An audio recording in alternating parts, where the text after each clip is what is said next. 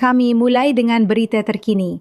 IDF melancarkan serangan di Lebanon Selatan menuduh Hizbullah melanggar gencatan senjata di seluruh front utara. Situasi yang sedang berkembang di lapangan. Rincian pelanggaran tersebut belum diumumkan ke publik. Sebelumnya pada hari Rabu, IDF mengeluarkan peringatan evakuasi mendesak untuk warga desa Mansouri di Lebanon Selatan sebelum serangan yang direncanakan terhadap kelompok teroris tersebut. Juru bicara IDF berbahasa Arab mengatakan, mengingat pelanggaran yang dilakukan Hizbullah, IDF terpaksa bertindak tegas terhadapnya. Ia menegaskan kembali bahawa siapapun yang berada di dekat anggota, fasilitas atau senjata Hizbullah sedang mempertaruhkan nyawanya. Sementara itu, dalam perkembangan dramatis di Italia, pembicaraan antara Israel dan Lebanon telah berakhir. Beberapa jam lebih awal di Roma, seorang sumber dari tim Israel mengatakan kepada I24 News, Duta Besar Israel untuk Amerika Serikat, Yehiel Leiter, meminta pihak Amerika untuk menangguhkan pembicaraan karena kebocoran informasi yang menyesatkan secara berulang kali oleh delegasi Lebanon. Diskusi dijadualkan akan dilanjutkan pada hari Khamis. Dan sekarang untuk informasi terbaru, dengan senang hati kami menyambut di studio Letnan Kolonel Cadangan Jonathan Conricus, mantan jurubicara internasional IDF dan peneliti senior di Foundation for the Defense of Democracies, serta koresponden senior Timur Tengah kami, Ariel Ozeran. Bapak-bapak, terima kasih banyak kepada kalian berdua. Jadi Jonathan, saya ingin mulai dengan Anda. Situasi yang sedang berkembang di lapangan, pesan yang jelas dari IDF, jika kelompok teroris Hizbullah melanggar gencatan senjata, responsnya akan cepat. Ya, saya rasa kita bisa memastikan dengan jelas bahwa Hizbullah memang telah melanggar. Sudah terjadi sebuah serangan. Rinciannya belum jelas, tapi sayangnya kita tahu bahwa ada konsekuensi dari serangan itu. Dan yang sedang dilakukan Israel sekarang adalah bersiap untuk. Bahkan Anda tahu, kami sudah melancarkan beberapa serangan, tapi saya rasa kita harus mempertimbangkan beberapa hal yang sedang terjadi di lapangan di Lebanon Selatan, dan tentu saja apa yang sedang terjadi di Roma. Semua hal itu saling terhubung. Dan saya bahkan akan memperluas cakupan apa yang terjadi di Lebanon dan menghubungkannya dengan hal-hal yang terjadi di Iran terkait dengan Amerika Serikat dan Hormuz. Mereka terhubung dari atas ke bawah. Saya akan mengatakan bahwa kemungkinan besar pihak Iran sedang mendorong berbagai kelompok proksi mereka, milisi di Irak, Houthi di Yaman, dan Hizbullah di Lebanon untuk berbuat lebih banyak, menciptakan lebih banyak ketidakstabilan, menciptakan lebih banyak kekerasan. Pihak Iran tidak senang dengan negosiasi dan kesepakatan yang sedang berlangsung antara Israel dan Lebanon. Mereka ingin membuat itu tidak stabil dan menghancurkannya. Dan cara terbaik bagi mereka untuk melakukan itu adalah dengan menggunakan Hizbullah di lapangan, melanggar kesepakatan, menyebabkan dampak signifikan di pihak kami, lalu membuat Israel merespons hal itu. Jadi itu jelas sesuai dengan kepentingan pihak Iran. Dan kita melihat bahwa pembicaraan di Roma tentu saja memang positif karena sedang berlangsung. Tetapi suasananya sangat tegang. Dan bahkan, seperti yang Anda katakan, Duta Besar Leitner meminta untuk mengakhiri pembicaraan itu lebih awal hari ini. Karena hal-hal tersebut, saya akan menyebutnya sebagai bocoran yang tidak jujur dan penggiringan opini yang manipulatif yang berasal dari pihak Lebanon, sebagian besar berusaha menghadapi perang informasi Hizbullah terhadap pemerintah Lebanon. Tapi ini juga terkait dengan apa yang baru saja kami laporkan dan hal-hal yang terjadi di lapangan.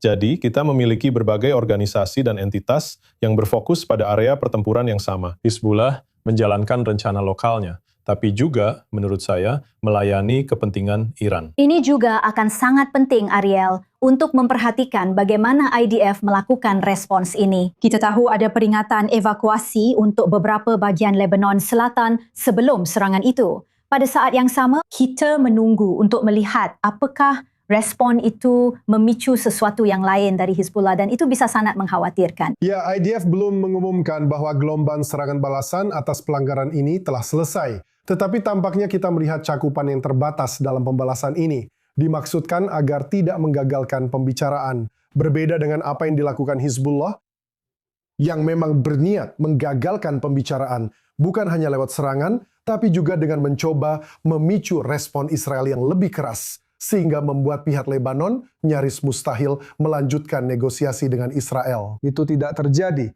Jadi, yang kita lihat di sini bisa dibilang ini adalah ujian awal untuk proses negosiasi ini. Ini sudah berlangsung selama beberapa minggu dan memang direncanakan untuk terus berlanjut. Selain itu, terkait zona percontohan, yang merupakan salah satu isu yang dibahas oleh kedua pihak, kita baru berada di tahap pertama dari zona percontohan itu.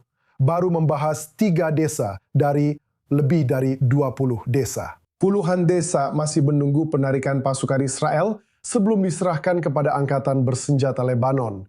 Proses ini berjalan sangat lambat, dan ini memberi Hezbollah banyak waktu untuk melemahkan, mencoba mengancam, dan menggagalkan pembicaraan. Dan terserah kedua belah pihak untuk memastikan hal itu tidak terjadi. Dalam hal pihak Lebanon memberikan jaminan kepada Israel bahwa masalah seperti ini tidak akan terjadi lagi, atau tidak seperti yang dijelaskan oleh Yonatan, justru memperkuat perang informasi Hizbullah.